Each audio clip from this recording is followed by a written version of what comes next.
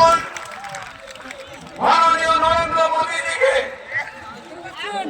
আমাদের এই সারা পশ্চিমবঙ্গের 10 লক্ষ সমবেত জনতার পক্ষ থেকে ভারতীয় জনতা পার্টির পশ্চিমবঙ্গের সভাপতি শ্রী শ্রমিক ভট্টাচার্য রজনীগন্ধার মালা পরিয়ে স্বাগত জানাবেন।